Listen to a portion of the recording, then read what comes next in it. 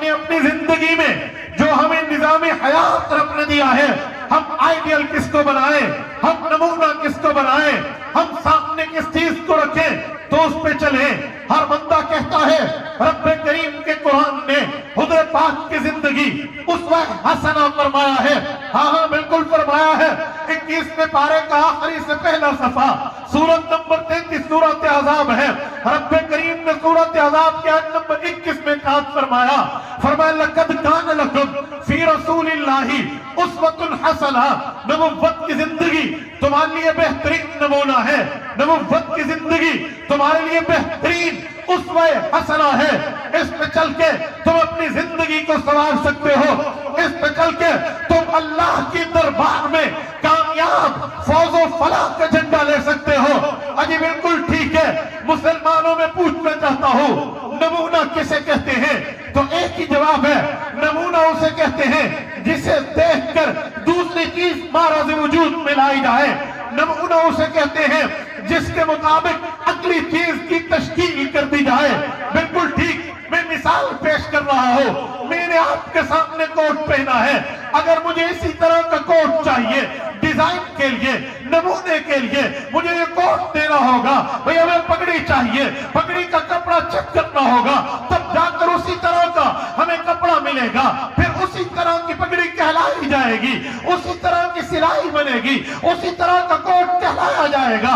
اگر اس طرح کا نہیں بنائے گا، اس پر اعتراض آئے گا، ایبجیکشن آئے گا، سوال آئے گا، اشکال آئے گا، اور اس سے پوچھا جائے گا نمونہ تمہیں دیا تھا، ہم نے آئیڈیل تمہیں دیا تھا، ہم نے چیز کے بناوٹ کی ترتیب تمہیں دی تھی، تم نے اس پہ عمل کیوں نہیں کیا تھا؟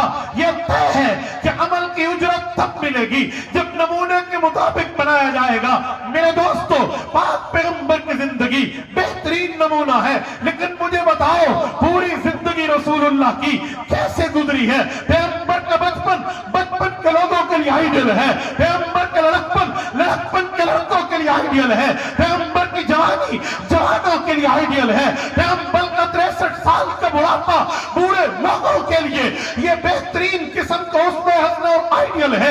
نبی کی امن کی زندگی، نبی کی جنگ کی زندگی، نبی کے گھر کی زندگی، نبی کی سفر و حسر کی زندگی، پیغمبر کی نماز کی عبادت کی زندگی، پیغمبر کی گھریلو زندگی۔ نبی خامد تھے تو کیسے تھے، والد تھے تو کیسے تھے، نانا تھے تو کیسے تھے، حضور پاک نبی تھے تو کیسے تھے، امت کے امام تھے تو کیسے تھے، مدرس و معلم تھے تو کیسے تھے، نبی پاک علیہ السلام نے اپنوں سے کیسے رکھی، بیگانوں سے کیسے رکھا، حضور پاک علیہ السلام نے کس طرح دشمن کو زیر کیا ہے، پیغمبر علیہ السلام نے مفتوح علاقے میں اپنی ترتیب کیسے رکھی ہے، حضور کی بود و باش کیسے تھے، حضور کے لیل و نہار کیسے تھے، پیغمبر کے دن رات کی زندگی کیسی تھی، تفصیل قرآن میں نہیں ہے، ڈیٹیل قرآن میں نہیں ہے، وضاحت قرآن میں نہیں ہے، ایکسپلینیشن قرآن میں نہیں ہے۔ پھر وہ ایک ہی علم ہے جس کی اندر پوری تفصیل ہے، اس علم حدیث کہتے ہیں۔ وہ ایک ہی علم ہے جس میں پوری تفصیل ہے۔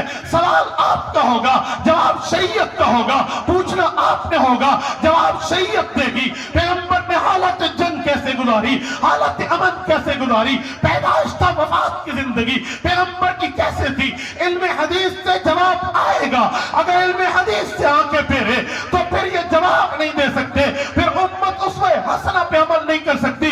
کل قیامت میں اللہ کی دربار میں پوچھ ہوگی، پوچھ کے بعد گرفت ہوگی، گرفت کے بعد عذاب ہوگا، عذاب بھی سزا کی شکل میں ہوگا۔ وجہ علم حدیث سے منہ پھیرا تھا، علم حدیث سے کمر اس نے کی تھی، اس بنیاد پہ سوال آئے گا۔ تو علم حدیث کی دوسری دلیل ہم دے سکتے ہیں کہ یہ واقعی شاہ ولی اللہ کی بات سچ ہے۔ رحمت اللہ علیہ نے اچھا جملہ فرمایا کہ علم حدیث تمام علوم کا سرچشمہ